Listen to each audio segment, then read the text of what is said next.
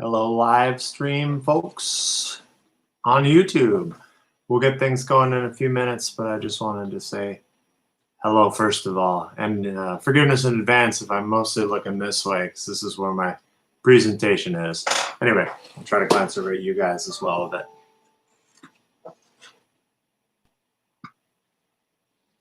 Hey, Catherine. I'm going to go get some water real quick, and I forgot to fill up. Go for it. No worries. Okay, did you get my email about the question I had? Yeah, that was fine. I responded to it. Okay, I didn't see it. Yeah, just check my email, but yeah, it's basically fine. Okay, great. Thank you.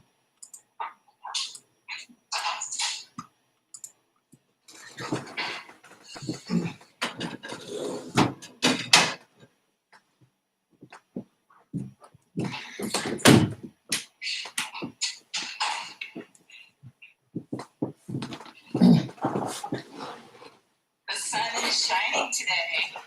Yeah, it wasn't at 5:15 when my 7-month-old daughter got me up, but since then it's become a better day.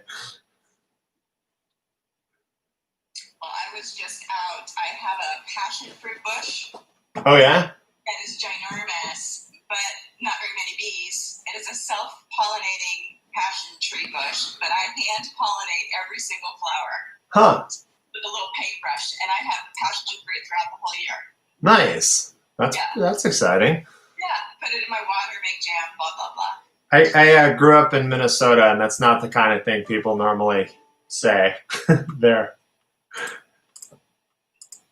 Yeah, but Minnesotans do say some strange things. That's true. They have to hand fertilize their lutefisk bins out in the back. All right. Well, thank you for having me today. Of course. Yeah, no problem. We'll wait till the rest of the crew comes in. Somehow it's even harder to get into a Zoom room punctually than it is into a real classroom. Present company, of course, accepted. This is the good early bird crew we got here. Yeah, no problem. Should be fun. We'll try to keep it tight. I know everybody's probably sick of Zooms after an entire spring of doing them.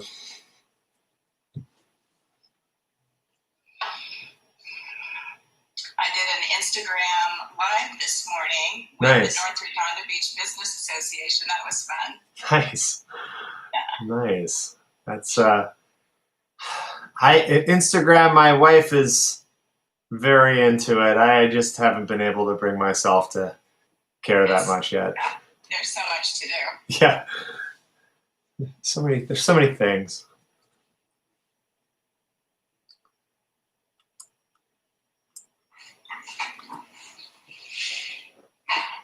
Welcome, Ariana, Noah, JD, and Theano, and Brandon. Welcome back, Brandon. Sorry I kicked you guys out of the room earlier. We did a practice test this morning, and some of these guys have been with me for 4 hours already. Good.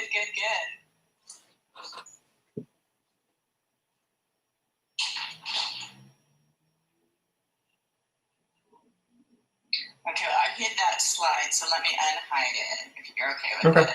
Yeah, that's fine. Yeah, I always say a few things at the end about, stuff we offer if they need more help. That's not the point of the meeting here today, but, sometimes people want some more info, so. I don't have to do it if you don't want me to. No, go for it. Just, just mention it, and it's all good. Hello. Hello, everybody. Hello again, Michaela. Thank you for resending that spreadsheet. The second one looks better. Thanks. No problem. I'm curious, does it ask you by default to export it as a PDF? Because you're not even close to the first person who's done that. Yeah, it asks by default to do that. So. Okay, because that happens with like 20% of the things that people send in. So it's like it can't just be somebody goofing up. It must be a setting that they try to push on you. No, they ask you to do it by PDF by default, so I had to look up another. That makes sense. Yeah, because PDF is the more widely readable format, but that's not what we want because we got to paste it into our magical grading sheet.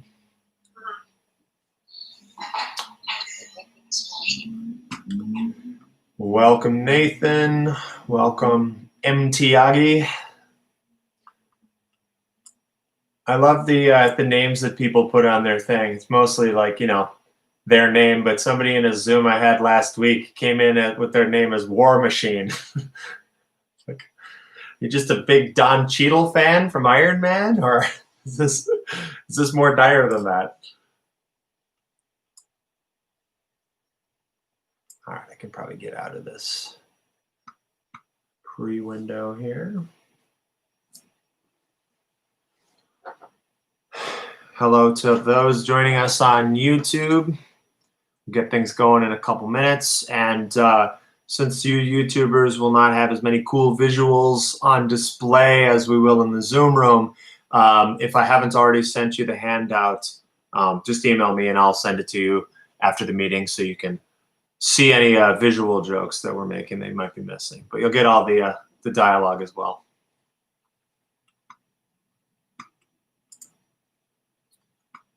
Okay.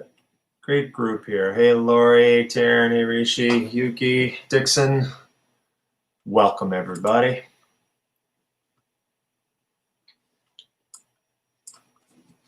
Let me check one thing with my settings. I'll be right back.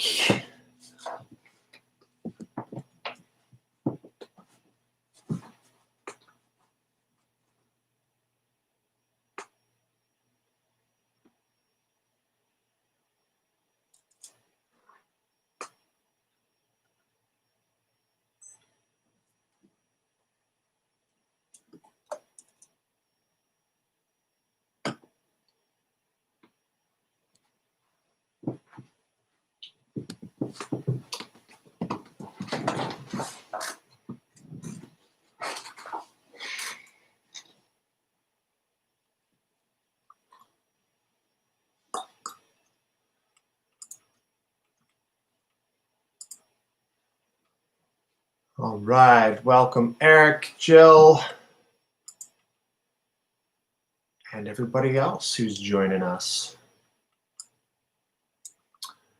Give one more minute for people to drift on in, and then we'll get this party started. And by party, I mean college admissions. So like the opposite of a party.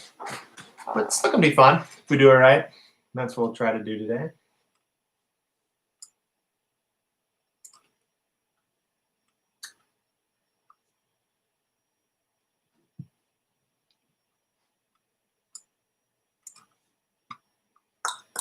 Right.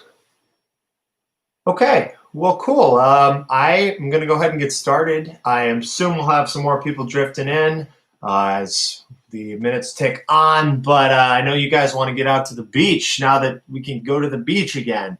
So we'll try to keep this high and tight and cram as much information in the next 45 minutes as possible. Let me share some screens with you guys so that we can reap visual info in addition to audio. Make sure everybody can see this okay. All right. You guys able to see the screen okay? Got a little PowerPoint that will roll more thoroughly here in a minute, but I first wanted to just talk you guys through our plan of attack here today.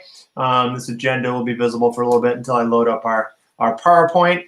We're going to, after our intro, we're going to talk about the newest news and questions that people are getting asked a lot. I have been getting asked a lot of these questions myself, but I've also been in touch with a lot of my guidance counselor and college admissions friends, and they're getting asked even more questions. So I'm going to try to answer as many of those as I can. Obviously, I'm not an expert on every single aspect of this process. You know, PJ Test Prep specializes especially in that, test prep, but we also do a ton of essay help and stuff like that, and the admissions game falls kind of right in. So hopefully a lot of this will be helpful to you guys.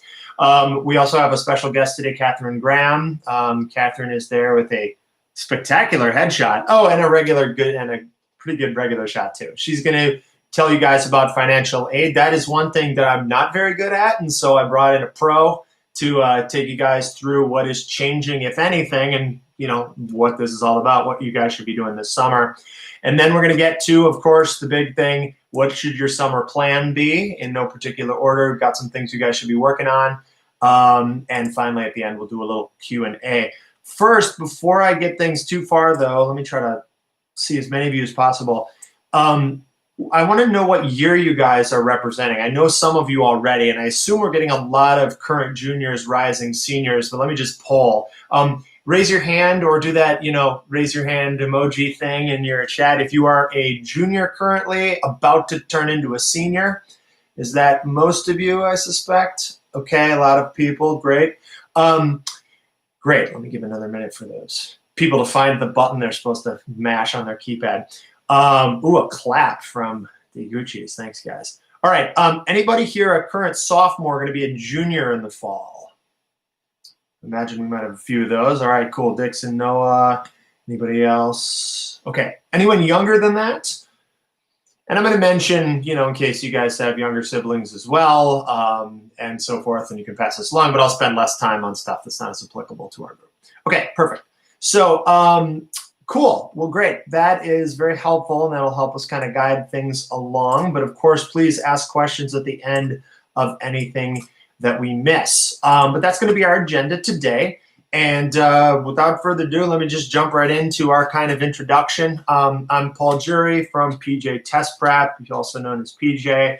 My last name is just like in the court. Feel free to make fun of it if you like. Some suggestions include injury, forgery, grand jury, perjury, or if I ever went to England and got knighted, I would be surgery.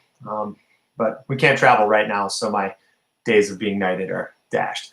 My first name, Paul, is less interesting. I'd like to think I was named after Pope Paul or city, St. Paul, which is the city I was born in Minnesota. I'm actually named Paul because my parents squeezed me out late in the fiscal year in Q4, right before Christmas. And their accountant said, guys, that was really good timing because now you're going to get a tax write-off for the entire previous year. And they were so stoked that they high-fived and named me after their accountant, whose name was Paul. So nerdily appropriate for somebody who runs a test prep company, I guess.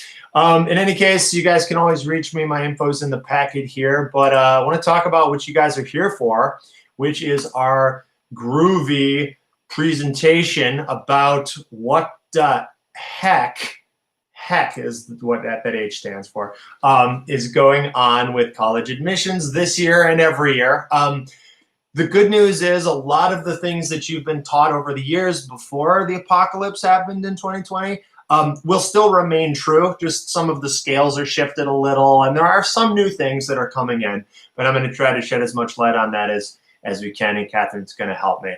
So I guess to start, you guys remember April when everybody was just stuck inside making bread? You guys remember February when the biggest problem that everybody had was 2020 is bad because Kobe Bryant died? I miss Kobe. I also miss February back, before this. Everything is changing right now, guys. But one thing that is not changing is college. There is still going to be college. You're going to go to college. It's going to be fine. We will even get back to go on to campus pretty soon. We'll be all right. So let's talk about what we can do to try to get you guys there. First, some news. For rising seniors, 21 grads, the main thing that's different for you guys, besides some of the timetables being pushed off because of COVID and because your grades are devalued a little bit this year with the spring, I'll talk more about that a little bit later. The main thing is the SAT, ACT updates. The UCs and everybody else in the country is going test optional for this year. I believe there's still a few schools that are test requiring, but that's sort of insane this year. I mean, I'm a giant test nerd. I love tests, but some people aren't going to be able to take them this year. So it's okay that they're going test optional. Our recommendation is, if you have a chance, to still try to do it, because basically the pressure is reduced off of SAT and ACT a little bit this year. You don't have to take it. You can, and if it helps bump your grades up, then awesome, that will help you. If you don't do as well on the test as your grades indicate maybe you should, then you don't have to submit it. It's a kind of a win-win. So I would still go ahead and try to take a shot at it, but it's less pressurized. And if you're like, I just absolutely hate these tests. I have a 4.5 GPA, but I can't even spell my name on the SAT for most of your schools, and double check with your schools, but it is. optional. As a result, we're going to talk about this more later too, but the essays that you're writing to, explain all of this time where you didn't have any grades or test scores is going to be extra important. So we'll cover that later. For rising juniors, you couple sophomores in the group here. You guys weirdly might be like the most normal year, or the last normal year I've kind of been referring to. Test optional UCs again, and it depends on how long the COVID affects the SAT and ACT, although I would imagine that by next spring, which is the primary testing season for juniors, probably things will be mostly normal again, so they may go back to requiring them. A lot of schools will. The UCs won't. They've announced that they're going to stay test optional for a couple of years. I'll get more into that in a moment. But hopefully we won't have a lot of COVID getting in the way by next spring. And so, given that you guys aren't going to be a big part of the UC changes, and hopefully the pandemic will have blown over, sophomores, kind of mostly, fingers crossed, mostly normal for you guys. Younger, hopefully no COVID. Thank God, and we'll be done with that. The UCs have announced a big testing change. I don't know if you guys heard this, but despite the recommendation of what the study they commissioned back in February recommended in favor of keeping the SAT and the ACT, they decided that they are going to, in theory, give a boot to the SAT and the ACT over time. For the next 2 years, if you're a junior or a sophomore going to be a senior or a junior, the tests will be test optional, which means, as we said, probably take them if you can, but you don't necessarily have to if they don't help you. Supposedly, they're going to be test blind for the next 2 years after that, as in they won't even look at your SAT or your ACT even if you submit them, which is a pretty big deal. If you are applying to out-of-state schools, which nobody else has announced they're doing that, you probably will still have to take the test for those schools, which probably will be requiring them again by then. I mean, at least some of them, some will be test optional. But that may make a difference for anybody younger's planning. And then after that, for rising 8th graders and beyond, so people who are very young at this point and not on this Zoom call, supposedly they're talking about trying to roll out a new test. I'm skeptical of that, but we'll talk about that in a minute. But then they would use that to sort of help offset your grades, and we'll see what happens with that. So is this actually going to happen? I don't know. Obviously, everything is super hard to predict right now. It's also hard for me to talk unbiased about this thing since I run a test prep company, although running a test prep company, I'll be the first to tell you all the things that are wrong with the SAT and the ACT. So I'm just going to try to focus on the impacts that this is going to have to you guys directly, whether or not you like this change or not. So as we said, maybe still take the SAT or ACT if you are a junior or a senior. I would say probably do so. After that, for other schools, you might still need to, but not for the UCs. After that, it's hard to say. If there's a new test, students will take that if any of you guys have younger siblings. But they'll probably want that to be in school. I mean, one of the problems they say they have with the SAT and the ACT is that it's not in school, and so it favors kids who are able to have transportation to places on weekends. So if they're going to just do that again, that would sort of not fix that problem. So it might be something you take in school. It may impact what it takes to get into a UC, what will be valued and what won't be. And I do want to talk a little bit more about that, but I need to backtrack for a second because this sort of depends on the whole argument of what colleges are even looking for in the first place, which is an important building block to lay into our presentation here in the first place. So usually, guys, the quadrants of what schools are looking for looks a little something like this. Grades are always like the most important thing. That's, universally accepted as kind of the best measure of how a kid's going to perform in college. Grades aren't perfect. There are issues with them, as you know, grade padding, grade cheating, schools where it's harder or easier to get good GPAs and so forth. And so the SAT and the ACT have traditionally been thought of as a way to kind of double check that or give a kid a second chance. Like if a kid has a not so great GPA because something happened at home sophomore year and their grades slipped, or they're at a really hard school or they're taking really hard classes, maybe they can prove that their GPA could be even higher with a good SAT, ACT score. Or, the other way to do it is that we all know that kid anecdotally who has like a 4.8 but can't even tie their shoes because they've been, bribing teachers or cheating or just doing a ton of extra homework. Well, if you have a 4.8 but you can only get like an 18 on the ACT, what's going on there? You've been bringing suitcases full of unmarked bills slipping on your teacher's desk, or what? So this left side of the chart here is supposed to be like your academic performance. The grades are more important. SAT, ACT is sort of a check on that. Obviously, your activities are very important, and the things you're doing outside of the classroom. And then, of course, there's you. That's the essay, that's your teacher recs and that stuff. So this is normally what it kind of looks like in a non-plague year. This year, because the SAT, ACT, and activities, and even grades to some extent, are being devalued a little bit by the fact that you're stuck in your house doing your classes on Zoom and you can't go play in that soccer tournament or participate in that debate tournament.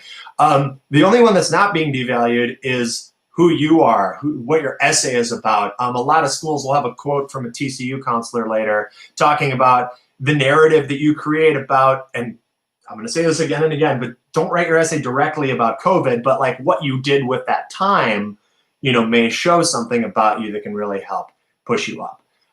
So this year is what it's going to look like. If we jump forward to 2024, for any of you guys have elementary school siblings, it's kind of the same as now, just the SAT, ACT has been replaced by a crazy mystery test, whatever the heck that is. And otherwise, it'll kind of be back to normal. This year, or actually not this year, if the UCs get rid of the SAT, ACT, and or fail to develop their own test, we may be dealing with a situation like this. So we'll see if that happens. This is obviously exaggerated, but grades really would become more important if there was no SATs and ACTs to sort of offset them. So for younger students, might add a little bit more pressure to things. I mean, what if a single A- eliminated you from contention at UCLA? That would suck. It might be easier, though, to get into good UCs with just really good grades. Like if you just have an amazing GPA, it'll be easier to get into some of those places at the expense of people who have a 3.8 or a 3.9 and they have a 1600 on the SAT, but that no longer matters anymore. I don't know, but this may have the effect of deflating the UC's overall rankings. I mean, if every kid who has a 3.9 and a 1500 can't get into any good UCs anymore, so they all go out of state, like, is that going to bring the rankings down? Are they even going to want to keep doing it if that's what happens? Again, I don't really know. I'm very biased about this. It's hard to say. We'll kind of have to wait and see. This doesn't affect most of you anyway. If you ask me really what do I think is going to happen, I don't think they're going to successfully be able to roll out a new test in 3 years. It took the SAT 100 years to design and then revise a test that everybody hates. Are they going to make a better one that everybody likes in 3 years? Like, what about kids who still want to apply out of state, have to take this test, and then also the SAT? I mean, I don't know. Again, I have good intentions, and I do like what they're going for, but I'm not sure if this is the right way to do it. Anyway, I'll stop vituperating. That's such an SAT vocab word, back when the SAT had vocab. Anyway, so hopefully we'll see, but in all of you guys' case, it doesn't really matter that much. Now, some questions that we're getting asked a lot, and I wish I had firm answers for all of these, but some of these are very big philosophical questions. Are colleges going back in the fall? Are high schools? Some of them are not. It depends on the school. I don't even want to comment on what individual counselors said is probably going to happen at their school, because that may change. It just depends on the school. So contact your individual school. That's the same answer to this next question. What are the admissions changes at my dream school? I really want to go to Pepperdine, or I really want to go to Berkeley, or I really want to go to Podunk Rainy River Junior College, or whatever it is you want to do. I mean, don't make that your dream school. Shoot higher than Podunk. But just contact the school, especially for the colleges. This is going to be something that also helps you get in an tangential kind of way. Demonstrated interest is something that schools talk about. Like if you've actually visited or you've actually contacted the school, that shows that you're more likely to go there if they let you in. And so reach out to the schools. Ask them what is going on. Even if you already know and you're just pretending like you have a question, that's kind of like raising your hand in class to get participation points, even when you already, everybody already knows the answer. So that is a good thing to do, and it's a good way to satisfy your curiosity for these answers.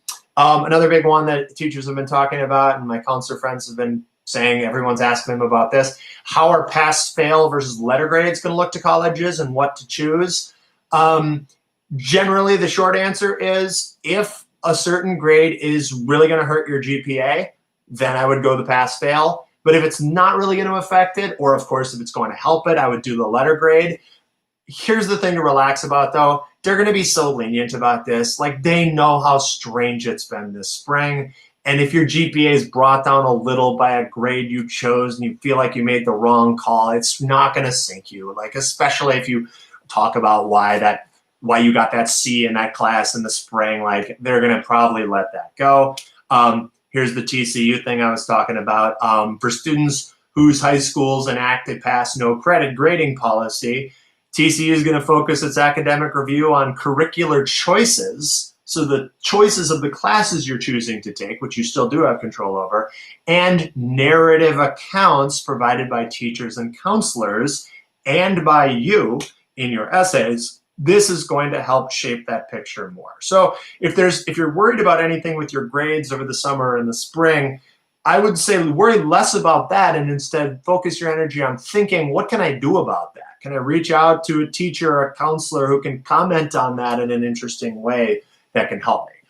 Overall, though, again, don't worry about it. Just an anecdote. I had a student whose parents reached out and they said he has a really high GPA, like 4.4 or something crazy like that, obviously weighted. But he was having a really hard time with pre-calculus. And in fact, he'd gotten a C in that class in the fall, first C he'd ever gotten. And in the spring, he was going to get a B. And he was debating, should I take the B or should I go pass fail because that would hurt my GPA a little? And what we kind of all agreed on was that you have a 4.4. Like, there's not really a difference between a 4.4 and a 4.35.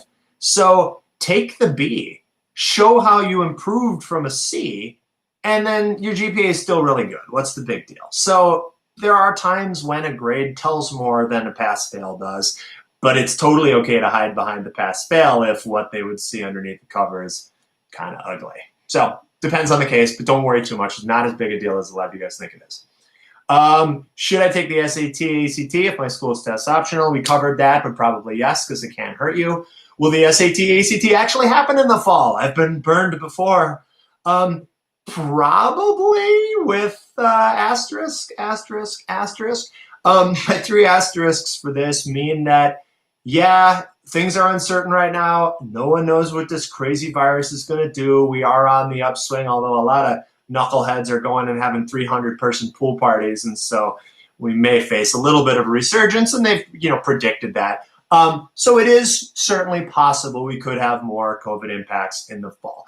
I do think, though, that test centers now have a lot of time to adapt to this, and they're going to be way better prepared than they were this spring. So they may have more dates. The SAT's already added a date in September, and the ACT is talking about doing something similar. They'll add more locations probably. They'll have, people sitting 6 feet apart. They have now room to prepare for that. They didn't have that time in March and April. So I think that's a reason that it may be much more likely to happen. They could also even be online. If things get really bad, these tests don't want to go out of business. And if they don't have any tests for much longer, like, that's maybe what's going to happen. So they really want to stay alive. And so they're going to find ways to roll out an online version of the test.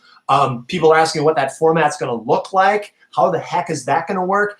It'll be very similar to the current SAT and ACT. It ruins the point of their test if they change the format very much. So it's going to be just like what you guys, some of you who've been in my prep classes, what you're prepping for. It's going to be the same as that, just online. And so you're able to just kind of answer the questions in the same way, and you'll send in your answers digitally.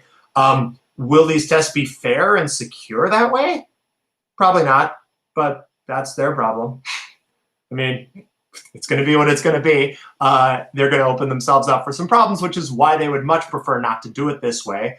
But they will still take your score. You will still have a very good chance of getting a better score than your GPA indicates. And so even if it is online and it seems kind of weird, give it a shot. It's the worst that happens. You wasted 4 hours of a Saturday morning and you didn't end up using your score. You're just going to waste that time playing Call of Duty anyway. All right. Last page of questions. How the heck can I research, explore tour colleges during the pandemic? If you haven't already started getting your college list together, you should have if you're a junior, but it's not too late to start. And sophomores, this is something you guys can start doing too. start with college search websites. I know that's like the most generic advice ever, but the internet is an amazing place. Like there's nothing that you can't find there. And there are, I went and Googled this the other day just to see what's now available since the last time I did this a year or two ago. There are so many good websites. Catherine may weigh in on some of her favorites, but some of that came up again and again on best college search websites were ones like College Navigator, College Insight, Unigo, CapEx. They're all different styles. Some of them are more databasey and some of them are more like, Tinder for colleges where you're swiping left or right. I would Google best college search websites, look briefly at several of them, see what seems like a good fit for you, and then start adding colleges to your list via that. You can also reach out to your guidance counselors. They are able to help you and recommend colleges as well. They can also recommend resources. Visiting is a little harder because obviously we can't travel so much these days, but you can drive places. Campuses are generally all closed now, at least in California. I would still try to visit if you can and you feel comfortable doing that, but don't worry if you can't. Like in some years, it's not as good if you didn't ever want to visit a campus, but this year they understand.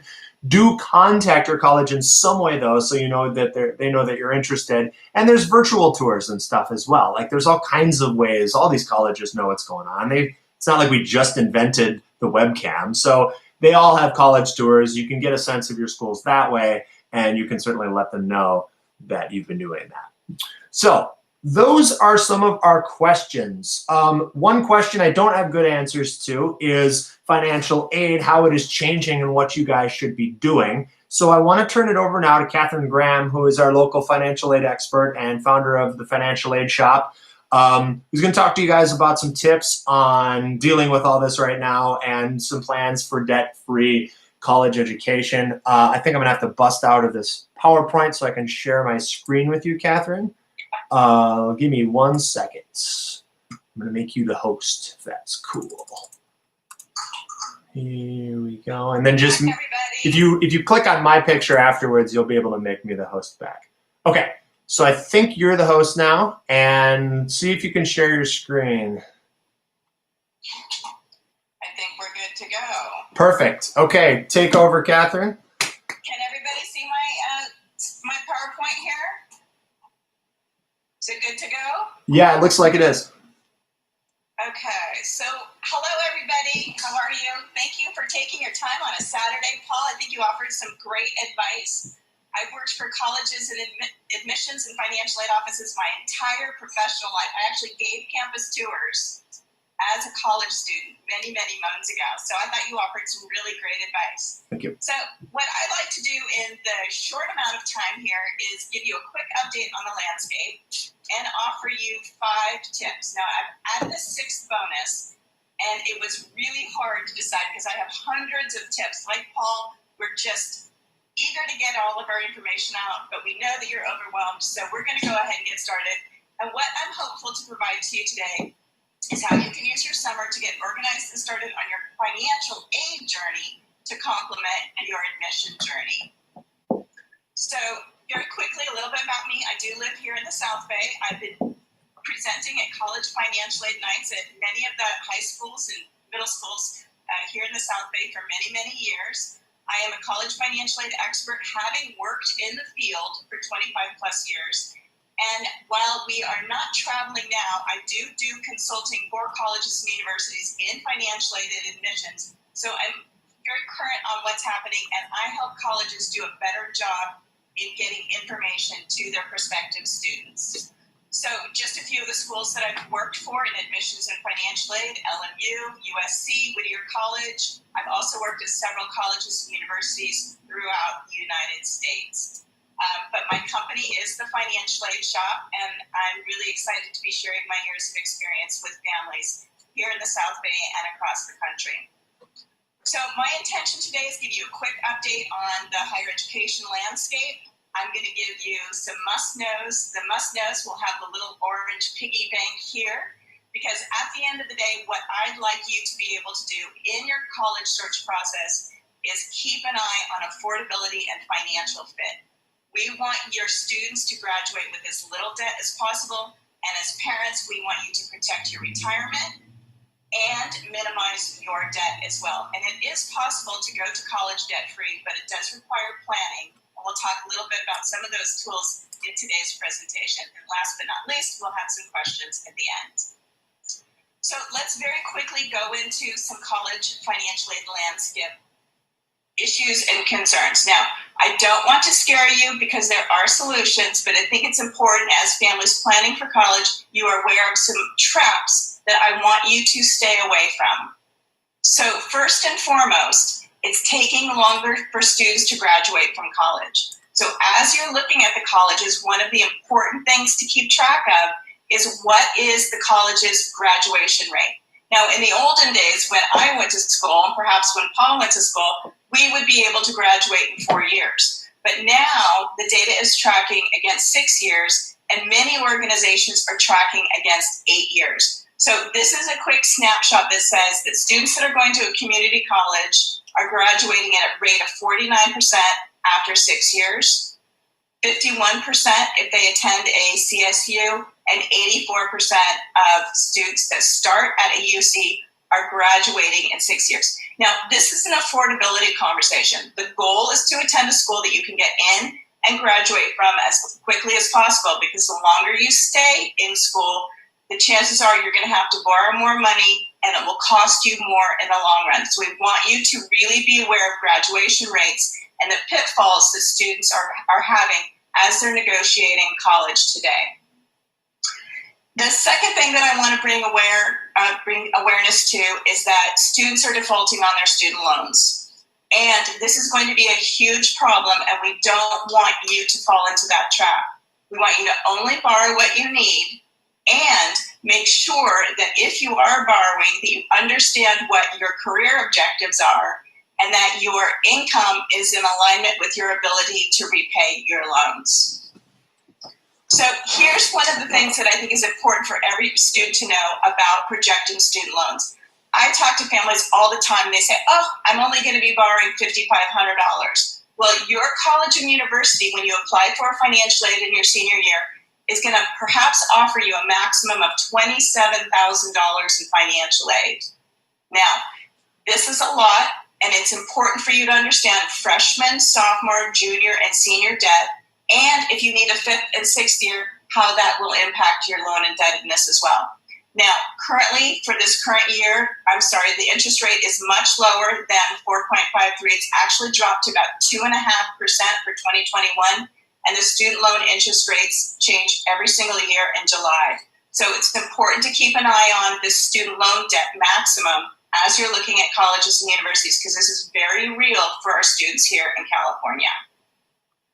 So you might say, Katherine, well, how do we know how much loans a student would borrow at a particular college, or what the graduation rate is? Well, I want to introduce you to our first must-know tool, which is the College Scorecard. This is an excellent tool to get some information about the graduation rates, the salary after completing college, and the average cost of the students that attended the schools before you. Now, this annual average cost is the amount a family pays after all free financial aid. And I call these in my programs and in the courses that I teach, I call these outcomes. And there are about 25 outcomes it's important to explore as you're looking and starting your college search. But the College Scorecard at collegescorecard.ed.gov is a great tool to start exploring the outcomes of the students that attended these colleges before you. And this is just Chapman University. You can look at and compare all of the schools in the United States with this tool. So I'm calling spring and now fall the asterisk semesters. Now, Paul, I think your conversation about pass-fail grades was really great. One of the things that's important to note is that schools will use your grades and perhaps your SAT not only to admit you, but to determine your eligibility for merit scholarships. So it's really important to go to your school's website and look and see how they are changing their scoring rubric to determine your eligibility for the merit scholarships. Now, merit scholarships are predominantly based on just your admission information, and schools do not look at your financial aid information. But as college is costing more and families have more need. Some schools are looking at both your admission information and your financial aid information. You can go to your school's websites that you're looking at and seeing what their merit scholarship award processes are. I'm not going to spend a lot of time here, but the other thing that I think is important is that one of the best ways to communicate with the financial aid office is to go to their website first. You can get as much information there as possible. Schools are required to disclose costs of books, costs for tuition and fees, healthcare, insurance. So go to the financial aid office's website, learn about the programs, and then flip over to the billing side so you can understand how families are paying for colleges today. So very quickly, I know our families are struggling. It's a very difficult time for our high school seniors. I know we have mostly juniors and seniors here today, but what I'm seeing is about 67% of colleges and universities throughout the country will be opening up for the fall for online learning and online living with some arrangements made for safety. Now, we do know our CSUs will only be online for the fall, but I suspect in the spring. So by the time you're all high school seniors, I think we'll be back to some kind of normal where all of our classes will be online and you will be able to study in person. But just to let you know, colleges are laying off employees, colleges are shutting their doors, and S&P is downgrading their ratings for some colleges and universities. Now, we want you to start at a college that you can graduate from. So one of the things that's really important to learn about, we teach in my program, and I'll talk about that a little bit, is how to look for colleges to find out if they're safe and secure and financially sound so that you can start a school that you'll actually graduate from. That's super important. I've talked to parents, they said, my students started at College X, but they shut down. What do we do? It's a very expensive endeavor, so we want you to find schools that are safe and sound financially as well. Very quickly, what's happening as a result of the CARES Act? The good news right now is that students that have borrowed and are in repayment, all of their loan repayment are on hold, and the government has reduced the interest to 0%, which is really good news for students that are already borrowing. Now, this deferment is going to expire in September of 2020, so I'm not sure if it will be available for you, but I suspect we will see an extension in this grace period into the fall of 2020. Last but not least, for our soon-to-be rising seniors, there will be a few changes to the Fafsa application. They're proposing that more questions be asked about families who have lost their jobs as a result of this pandemic. So, almost weekly, I Google financial aid, and we passed the trillion results mark today. This is so much information. Paul, does this, when you go on, do you think, oh my God, this is so crazy? I was counting down for that 1 trillion number, man. I'm so happy right now. It's a big number. It's like our student loan debt, $1.6 trillion. It's just such a big number, so many zeros. So anyways, when I find families Googling financial aid, I see a lot of craziness. Oh my God, hear no evil, see no evil, speak no evil. Where to begin? What questions to ask? Stress levels go up. Our kids get sweaty. You can't sleep at night. You think, oh my gosh, can I afford college for my kids? Where are they going to go so that we can graduate without super huge debt amounts? You don't need to DIY alone. That's where I come in.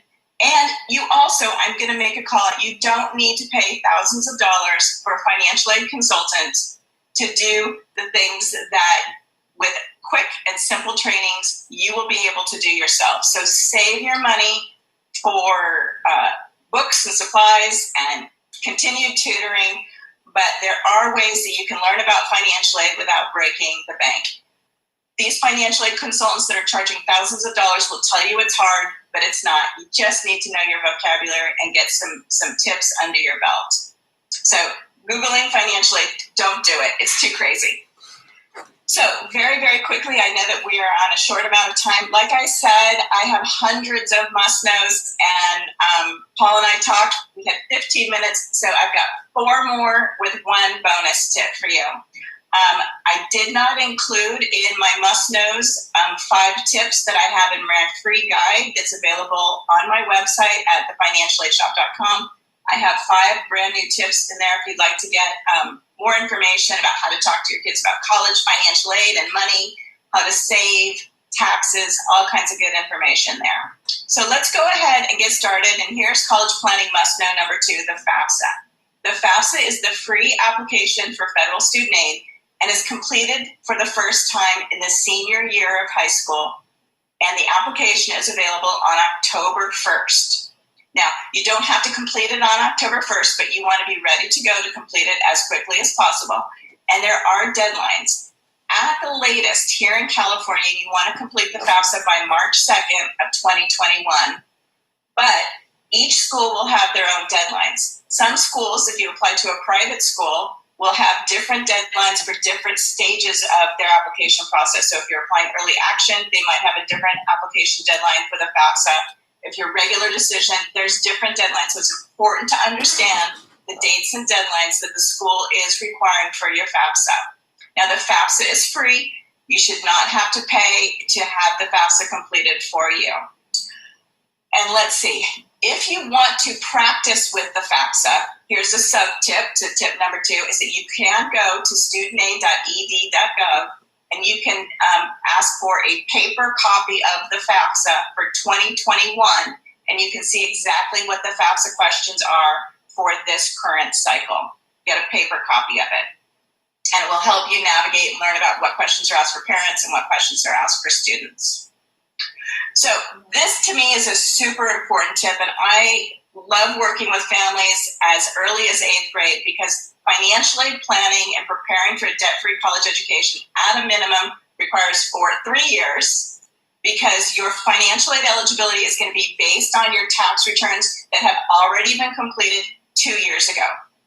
So if you are a rising senior, your student will be a senior in the fall, you'll be completing the 21-22 FAFSA, which will be available on October 1st of 2020, but it'll be against your 2019 tax returns. That seems like forever ago, doesn't it? But this is financial aid for September or August of 2021. So for our rising junior parents, your FAFSA will be completed based on the tax return that you've already completed. So there are things that are important to know about this process. We can't cover it all today, but this is called prior year income. Tip number 4, families say to me, I'm not going to apply for financial aid because I'm not going to be eligible. I have too much equity in my home, or I've saved too much retirement, or I have a business, or I have a fancy car. These are the 4 things that are not counted when you complete the FAFSA application. Your home equity is not counted at all. Now, if you have if you have a condo or a second home, a vacation home in Maui, those additional assets or investments you would have to report, but by no means does the FAFSA application ask for your home equity. If you have retirement accounts, you do not report your retirement. And if you are a business owner and have more than 100 employees, you do not need to report the assets associated with your business.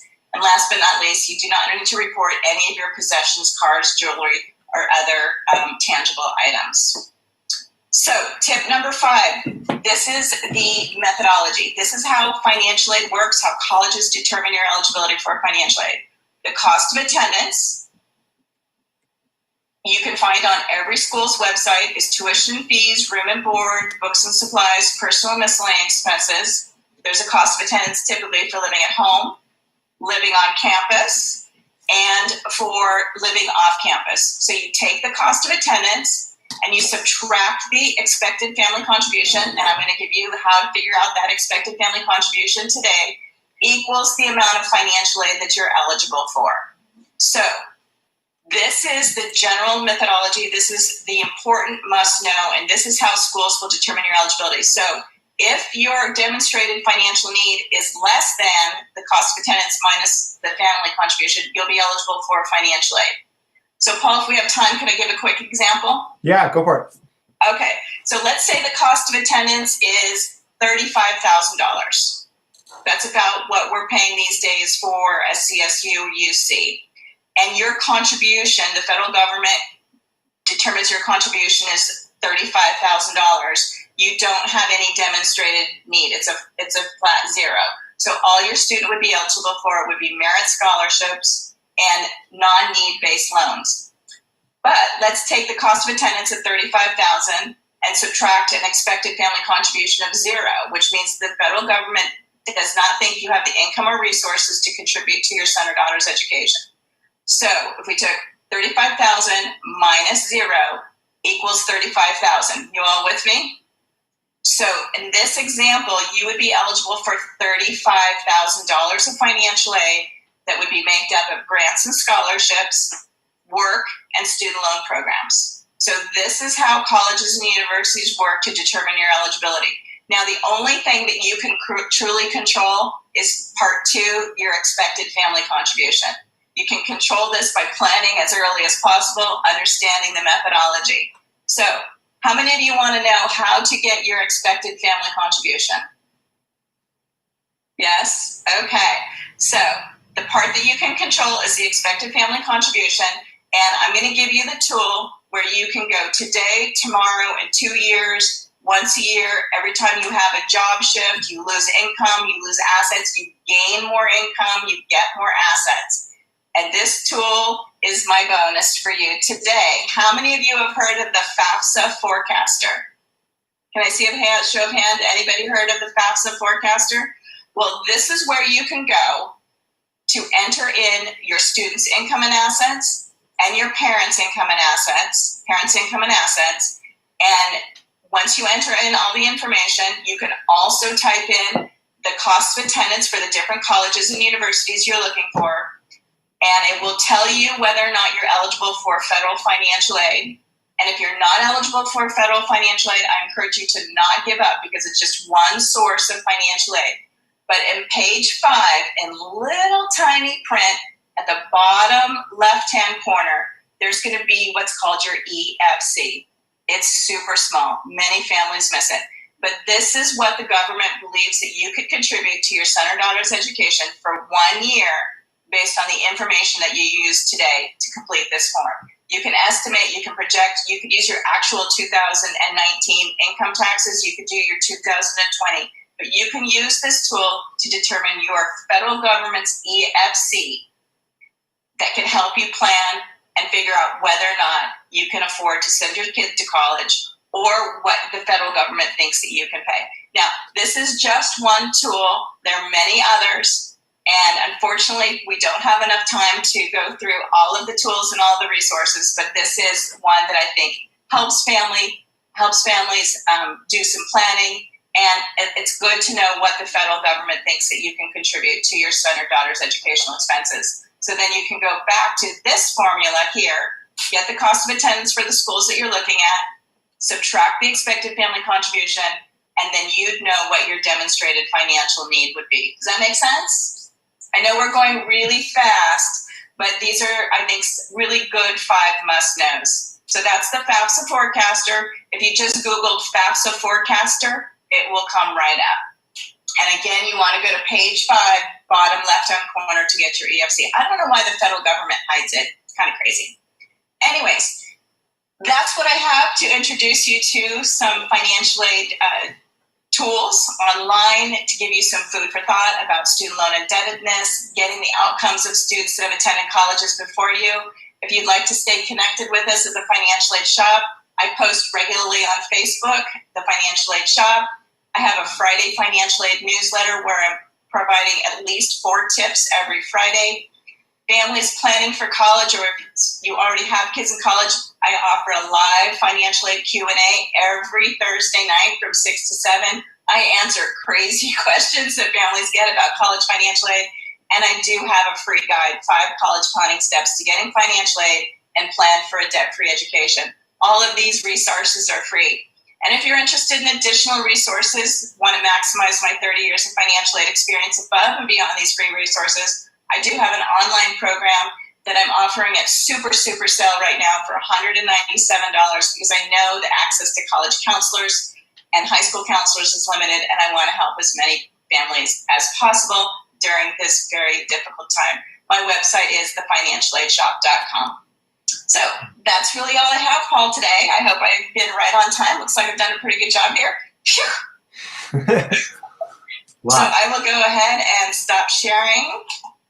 And thank you. I hope that was helpful. Very, very fast, but some good information, I hope. Thank you, Katherine. And that's lion's task to cram all of that information at that level of complexity into such a short thing. So thank you for doing that. And everybody, if that is a lot dumped on you all at once, Katherine's hour-long presentations and her various programs are super useful to check into. I know those training guide things are usually $500 or way more than that. So $197 is pretty solid. That's awesome. I have a quick question for you from your very first slide. The 89% of people graduating in 6 years when they started UC, does that mean 6 years or less? Or yes. Okay, I was going to say 89% of people take it 6 years. Okay. Right. But what's happening Right. is that students are getting sidetracked. They're having trouble paying for college, so they're getting jobs, or they're getting discouraged because they can't get their courses. So Totally. It's really important to be really strategic. Yeah, the federal government is basing things on 8 years now. Got it. We went in and out. That's the most affordable way to go to college. Absolutely. Well, great. Well, thank you for those tips. I too would encourage you guys not to go to a school that's gonna close and go out of business while you're there, because that would be really annoying to get all your credits to transfer. Also just bad for your confidence, because you'd think it was like you that made the college go out of business. And it probably was, really. No. Also, guys, one point that she made too that relates back to tests and stuff, another reason to think about SAT, ACT, even if you're applying mostly to UCs and they don't necessarily need them, is for scholarships. That is an important factor as well. So let me share my screen with you guys again. The host. I think you got to make me the host again. Just right click on my face, and then you can make me the host.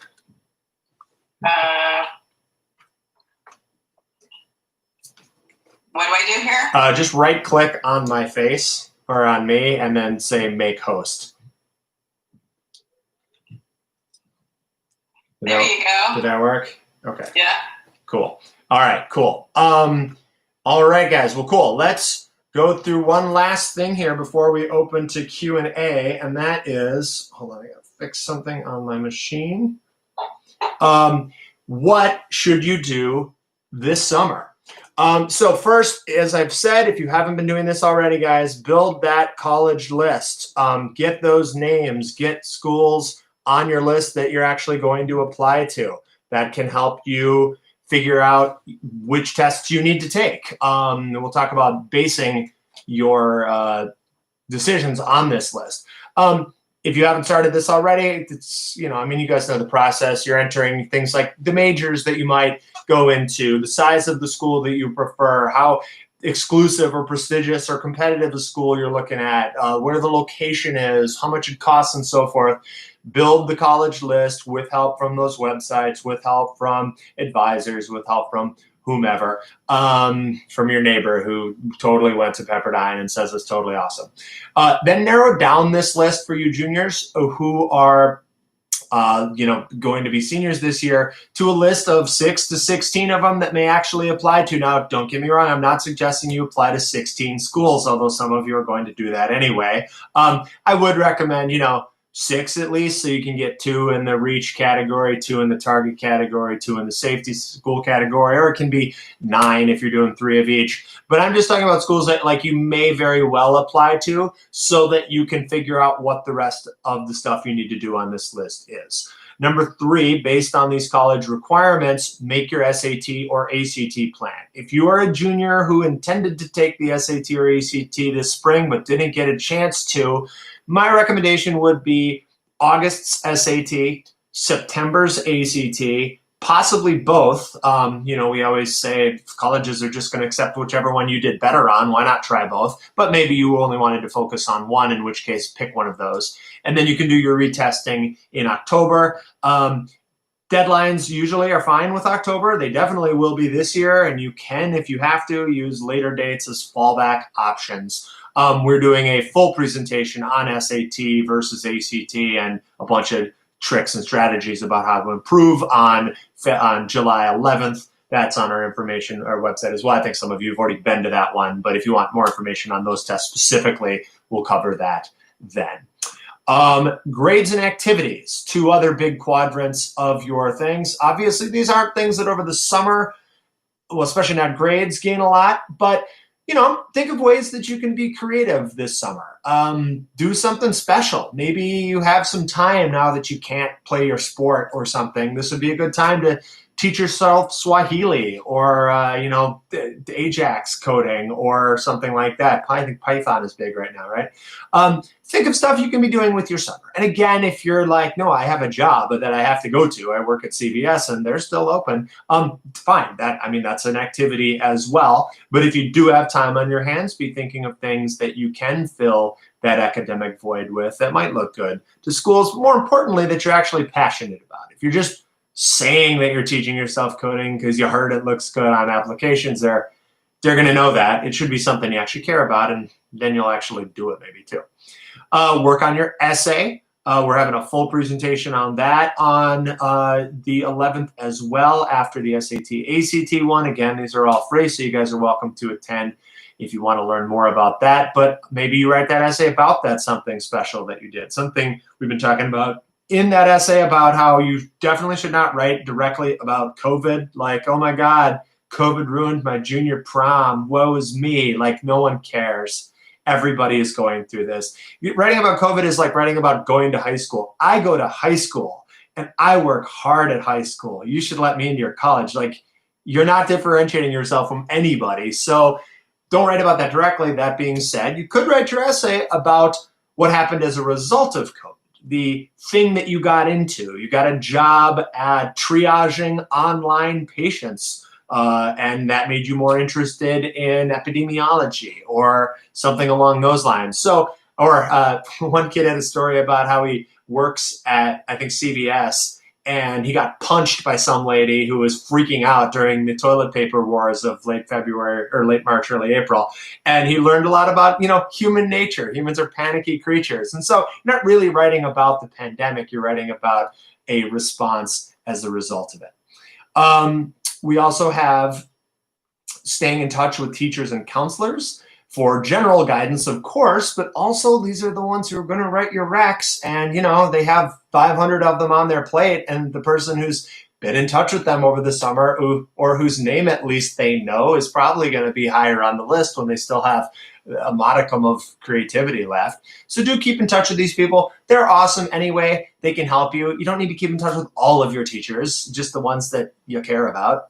But if there's a teacher who teaches a subject you're particularly passionate about, maybe that's somebody you would ask for advice anyway or for a recommendation. And so it'd be good to keep in touch with that person, at least shoot them an email or, Zoom. I don't know if you can Zoom with them. Maybe that'll be weird. But keep that in mind.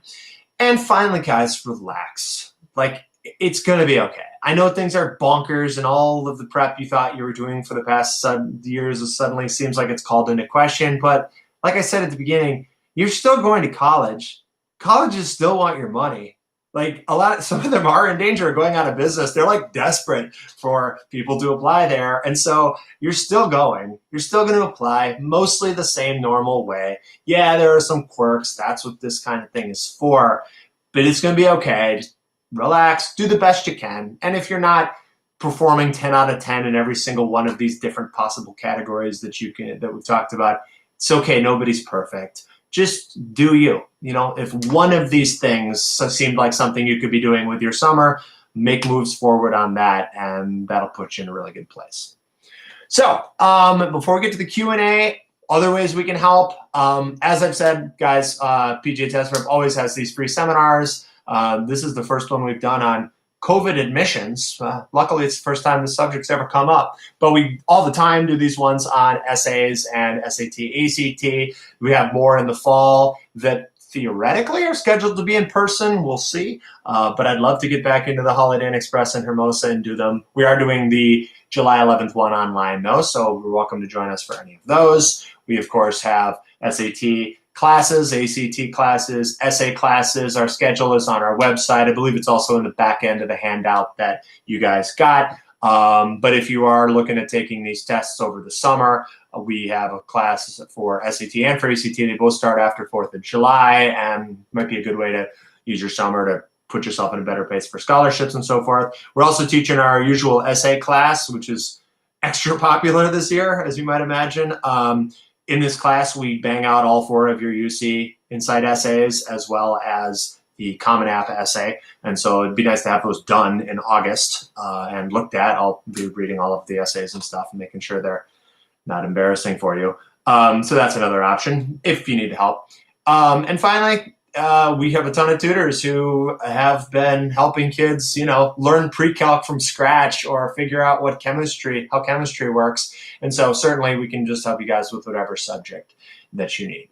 Basically, we're just here as a resource. So reach out to us if you need us. pjtestprep.com is our website where the schedule and classes and stuff are. The /RSVP is where you can sign up for all those free events.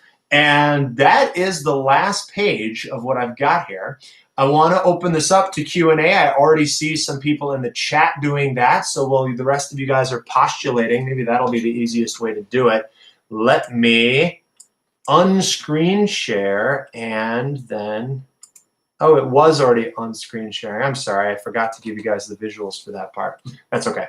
I'll put them in later for the video.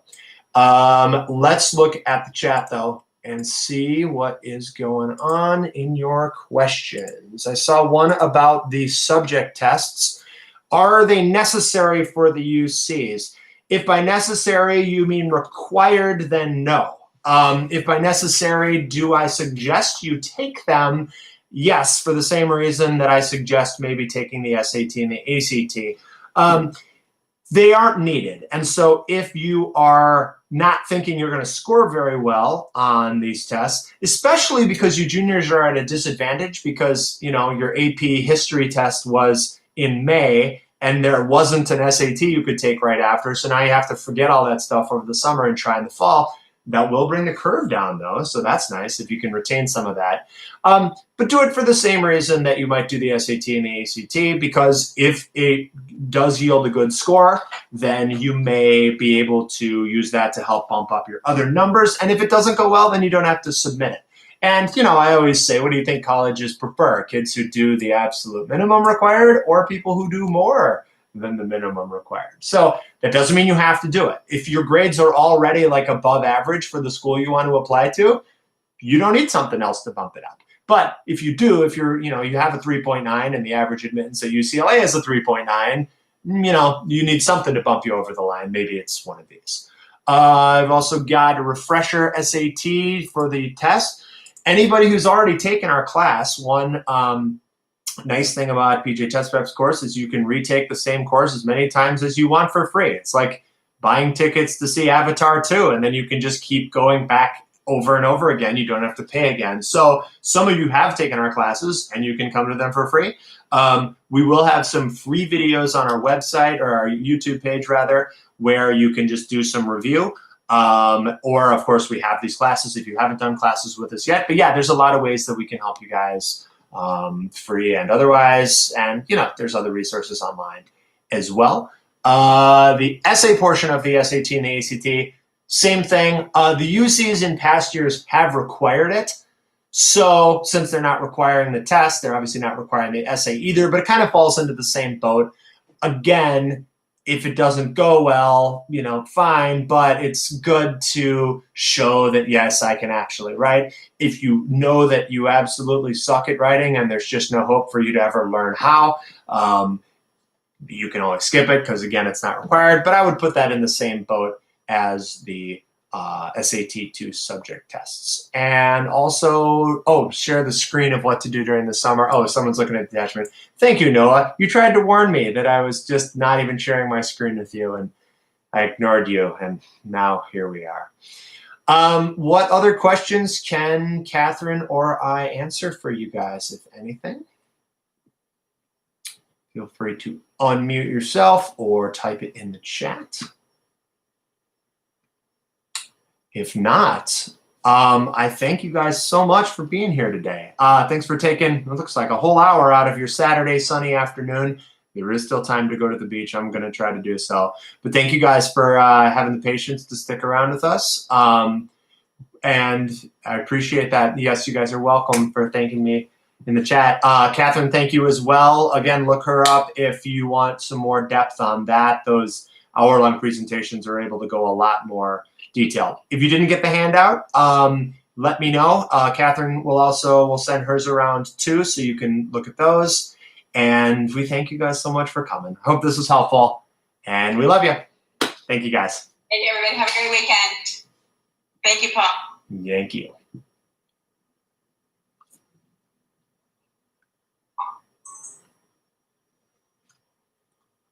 The presentation deck, Rushi wanted that one. Yeah, we'll send that to you.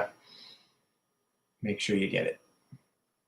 And if anyone has questions they want to ask now that we're in a smaller room, that's always welcome. But Katherine, I can send out your deck to everybody. I think it would be really helpful to do that because obviously we've made you rush through so much info in so little time, but I'm sure they'd love to look at that stuff too. Okay. Do you think, so I would love to be able to connect with some of the people, so if you sent the deck on my behalf, could we encourage them to connect with me through one of those channels? Yeah, absolutely. I'll CC you on it so that they can see your contact info, and then they can reach out to you directly. That'd be great, because I don't want to email them if they don't want anything from me, but it would be great to. Yeah, that's usually what I've found in the past is just give people an email and then they know they can reach you and stuff. And it's easy that way. So. All right. Well, I found one little typo in the deck that I want to fix, and my dad's 81st birthday started an hour ago. Oh. I need to get in the car and get going, so I'll send you the deck tomorrow. Okay, perfect. I'll send that out when you send it to me, and I appreciate all this info. That was really good stuff. Thank you for compressing so much into so little. Well, did I present too much? No, it's a lot to get through. But I mean, what are you going to do if people want that info? Sometimes it's nice to do like a couple quick teasers, and then here's the full length one that you can come to this other day. But I think that was good. I think people got a lot out of it, especially when they have the handout to peruse in more detail. Good. Well, if you want to do it again, I'm here. Okay, perfect. Well, thanks for doing this, Katherine. I appreciate your expertise. All right. Happy birthday to him. Thanks. Bye-bye.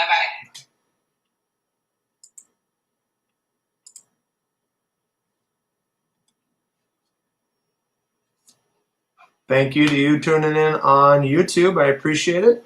If you guys want to type anything in the chat, if you have any questions, you can hit it there, or you can email me separately. I'm at paul@pjtestprep.com. Thank you, guys.